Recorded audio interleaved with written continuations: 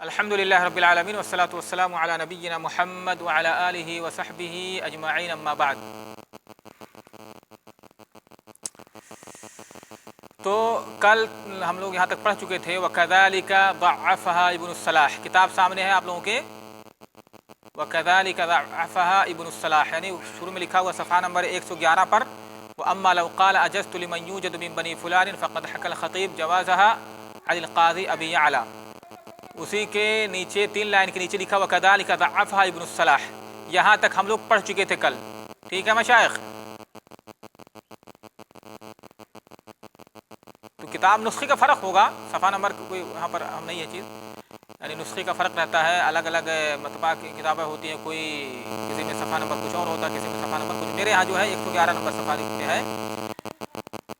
وَكَذَلِكَ ضَعَّفَهَا ابن الصلاح، مل گیا، یہ عبارت مل گئی سب کو؟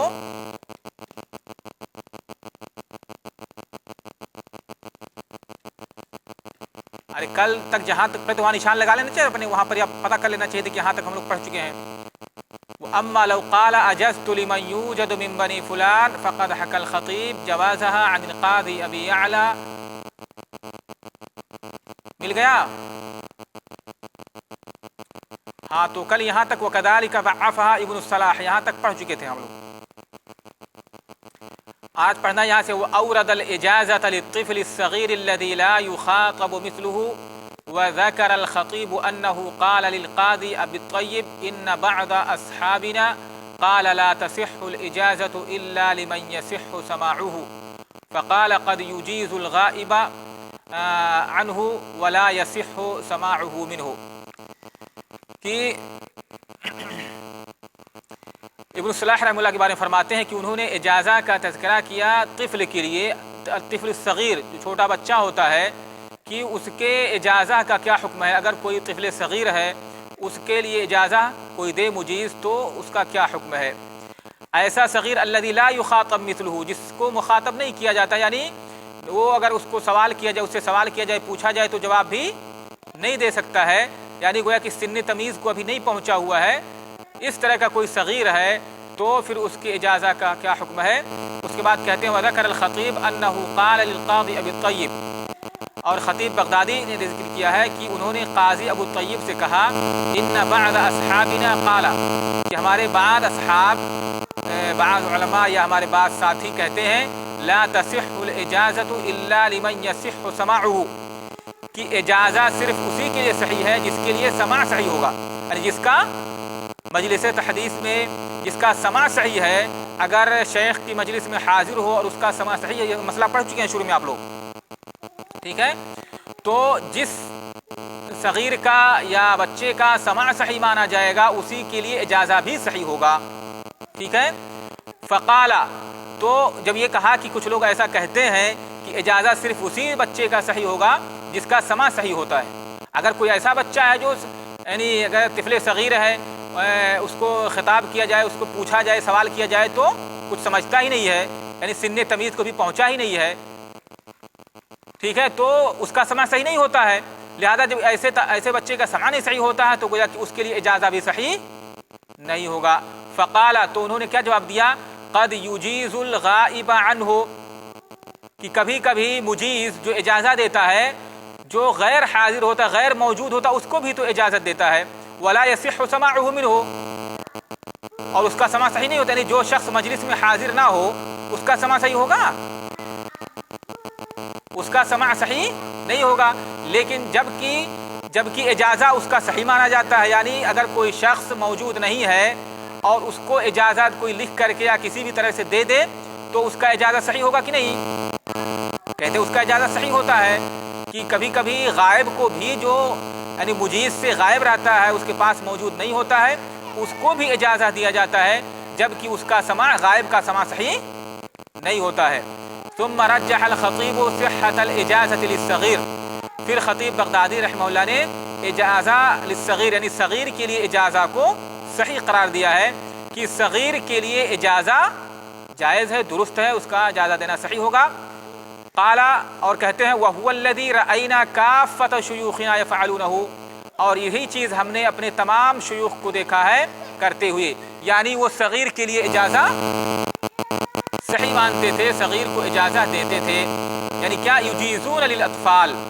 ہم نے اپنے تمام شیوخ کو دیکھا ہے کہ وہ اجازت اس طرح سے کرتے تھے، یعنی یجیزون للاطفال، بچوں کو اجازت دیتے تھے. من غیر ان یسألوا عن اعمارہم، من غیر ان یسألوا عن اعمارہم، بغیر اس کے کہ وہ سوال کریں ان کی عمروں کے بارے میں کہ ان کی عمر کتنی ہے، 2 سال کا ہے، 3 سال کا ہے. بغیر سوال کیے ہوئے کیا ان کو اجازت دیتے تھے. ہاں مشائخ، تو میں ذکر یہ کر رہا تھا کہ خطیب بغدادی نے صغیر کے لیے اجازت کو صحیح قرار دیا ہے، راجح قرار دیا ہے کہ صغیر کے لیے اجازت صحیح ہے، اس کو اجازت دینا صحیح ہے، اس طرح سے اس طریقے سے اس کو روایت کرنا کہ جائز ہے. اور کہتے ہیں، اور یہی ہم نے اپنے تمام شیوخ کو کرتے ہوئے ایسے دیکھا ہے، صغیر کے لیے اجازت دیتے ہوئے. وہ لوگ سوال نہیں کرتے تھے کہ اس کی عمر کتنی ہے، سن تمیز کو پہنچا ہے نہیں پہنچا ہے، 2 سال کا ہے 1 سال کا ہے، بلکہ صغیر کوئی بھی صغیر ہوتا تھا تو اس کے لیے اجازت وہ دیتے تھے. ہاں لیکن کہتے ہیں وَلَمْ نَرَهُمْ أَجَازُوا لِمَنْ لَمْ يَكُنْ مَوْجُودًا فِي الْحَالِ. ہاں لیکن ہم نے اپنے مشائخ کو، اپنے اساتذہ کو نہیں پایا ہے، نہیں دیکھا ہے کہ وہ ایسے لوگوں کو اجازت دیتے ہوں جو فی الحال موجود ہی نہ ہو. یعنی مثلا ابھی پیدا ہی نہیں ہوئے ہیں، وہ موجود ہی نہیں ہے، تو ایسے لوگوں کو اجازت دیتے ہوئے ہم نے نہیں دیکھا ہے، وہ ان کو ایسا اجازت نہیں دیتے تھے. ہاں لیکن طفل صغیر ہے، بچہ ہے کوئی، تو اس کو اجازت دیتے تھے کہ یہ مجھ سے روایت کر سکتا ہے، جو موجود ہوتے تھے. کیونکہ یہاں پر میں نے اس سے پہلے بھی بتایا آپ لوگوں کو کہ مقصد کیا ہوتا تھا، سلسلے اسناد کی بقا، یعنی ایک شرف کے لیے اپنے بطور شرف اس کو کہ میرے پاس فلاں کی سند ہے، فلاں سے میرے پاس سلسلہ اسناد موجود ہے، مجھ تک پہنچتا ہے یا ان سے میں روایت کرتا ہوں. اس کے لیے لوگ اس طرح سے کرتے تھے، نہ کہ شروع میں یعنی جو عصر الروایہ ہے جس میں حدیث کو لوگ روایت کرتے تھے، روایت کا جو زمانہ تھا اس میں ایسا لوگ نہیں کرتے تھے. تو یہاں پر سلسلہ اسناد کی بقا کے لیے یا ایک طرح سے شرف کے لیے، اس سند کو باقی رکھنے کے لیے اپنے لیے یہ لوگ اس طرح سے کرتے تھے، یعنی بچوں کو بھی اجازت دیتے تھے. وہاں پر یہ مقصد نہیں ہوتا تھا کہ یہ ان سے روایت کریں گے.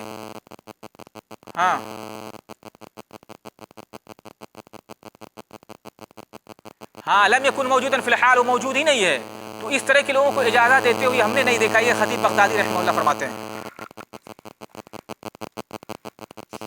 ہاں وہی موجود ہی نہیں ہے، جو شخص موجود ہی نہیں، جس کا وجود ہی نہ ہو، اس کو اجازت کیسے دیا جائے گا؟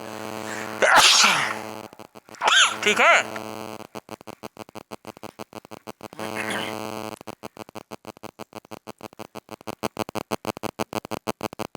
ہاں صغیر کے لیے اجازت مطلب دیا جا سکتا ہے محض یعنی سند کی بقا کے لیے، ایک شرف کے لیے کہ سند سلسلہ اسناد اس کو حاصل ہو جائے کہ فلاں کی سند ان کے پاس موجود ہے، تو ایسے لوگوں کے لیے اجازت دینے میں کوئی حرج نہیں ہے. جیسے کہ آج کل کے دور میں ہوتا ہے کہ ہاں فلاں نے فلاں کو اجازت دیا ہے، ان کے پاس ان کا اجازت موجود ہے،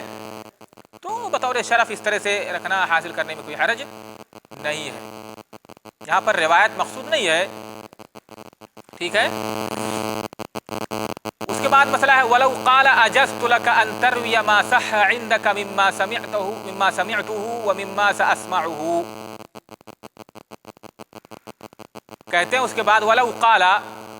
اگر مجیز کہے، اجازت دینے والا شیخ کہے، أَجَزْتُ لَكَ أَن تَرْوِيَ، میں تمہیں اجازت دیتا ہوں کہ تم مجھ سے روایت کرو، ما صح عندک مما سمعته، میری ان مسموعات میں سے، یعنی جس کا میں نے سماع کیا ہے اس میں سے جو بھی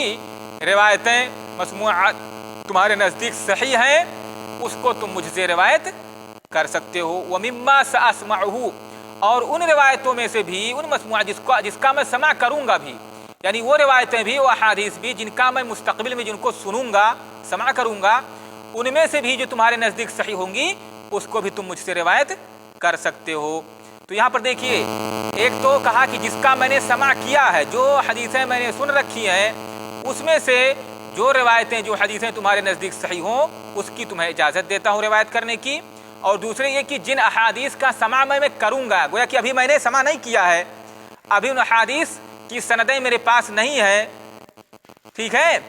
ان اگر جن کا میں سماع کروں گا مستقبل میں، اس کی بھی ابھی ہی اجازت دے دیتا ہوں تمہیں، اس کو تم مجھ سے روایت کر سکتے ہو. ٹھیک ہے. کہتے ہیں فالاول جید والثانی فاسد، تو یہاں پر جو پہلا ہے کہ مما سمعتہ، جن کا سماع میں کر چکا ہوں، اس میں سے جو روایتیں تمہارے نزدیک صحیح ہوں اس کو تم روایت مجھ سے کر سکتے ہو، تمہیں روایتیں ملیں تمہارے نزدیک وہ صحیح ہوں کہ میری روایت ہے تو اس کو تم روایت کر، تو کہہ رہے ہیں یہ والا یہ ٹکڑا تو کیا ہے، یہ جائز ہے، یہ صحیح ہے۔ والثانی فاسد، جس کا یہ کہ پہلے ابھی میں نے سماع ہی نہیں کیا ہے، ابھی میں نے ان حدیث کا سماع ہی نہیں کیا، اس کو حاصل ہی نہیں کیا، پتہ نہیں حاصل کروں گا کہ نہیں، معلوم ہی نہیں ہے، مستقبل میں تو پہلے جس چیز کا سماع ہی نہیں کیا اس کی اجازت دے رہے ہیں یہاں پر، اس کے بارے میں کہہ رہے ہیں والثانی فاسد، تو دوسرا کیا ہے، یہ فاسد ہے۔ وقد حاول ابن الصلاح تخریجہ علی ان الاجازۃ اذن کالوکالۃ، اور کہتے ہیں ابن کثیر رحمہ اللہ کی ابن الصلاح رحمہ اللہ نے کوشش کی ہے قیاس کرنے کی اجازہ کی، کہ اجازہ یہ وکالہ کی طرح سے اجازت دینا ہے، یعنی یہاں پر اجازہ حدیث کے لیے روایت کے لیے اجازت دینا یہ کیا ہے، جس طرح سے وکالہ میں اذن ہوتا ہے اجازت ہوتا ہے، ویسے ہی اجازہ کے اندر اذن ہوتا ہے، ٹھیک ہے۔ اس کی تخریج جو ہے وکالہ پر کی ہے، یعنی اس کو مشابہ قرار دیا ہے، قیاس کیا ہے اجازہ کو، یعنی روایت کے اجازہ کو وکالہ پر۔ وکالہ کیسے، جیسے مثلا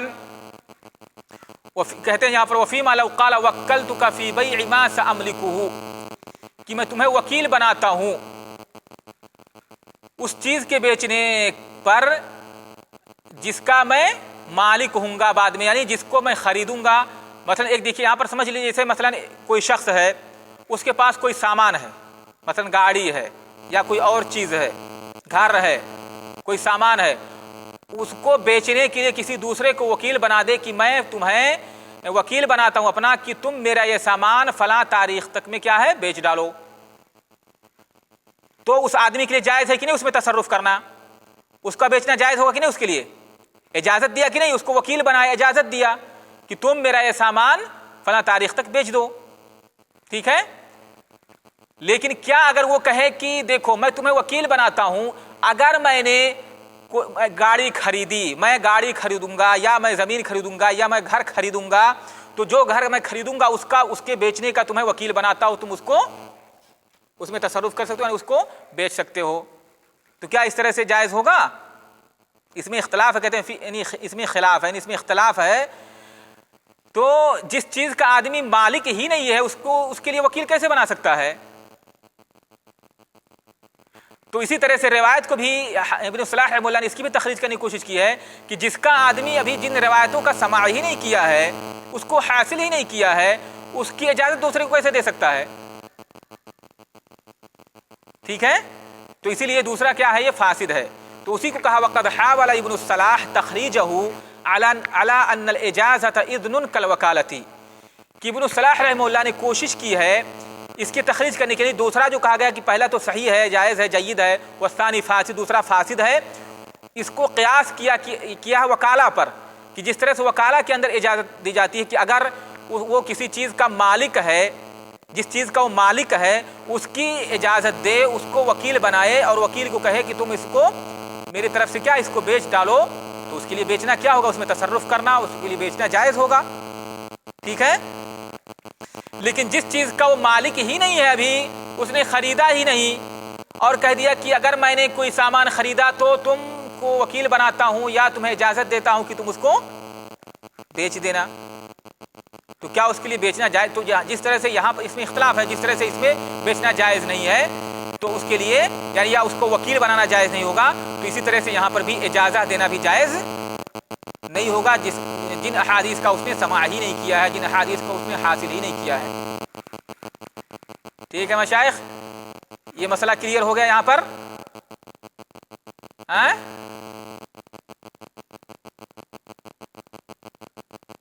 ترویہ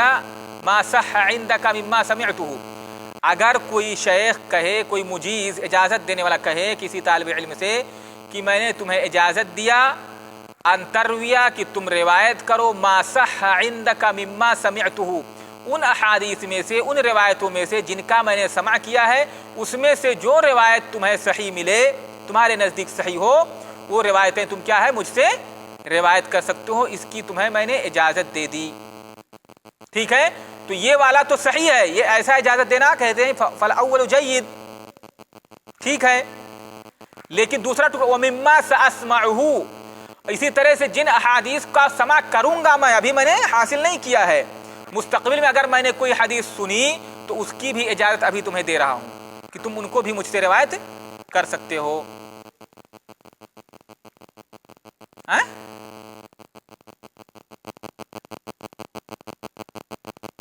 तो अजज तो लका, लका में क्या पता चला, लका मौजूद नहीं है सामने, हो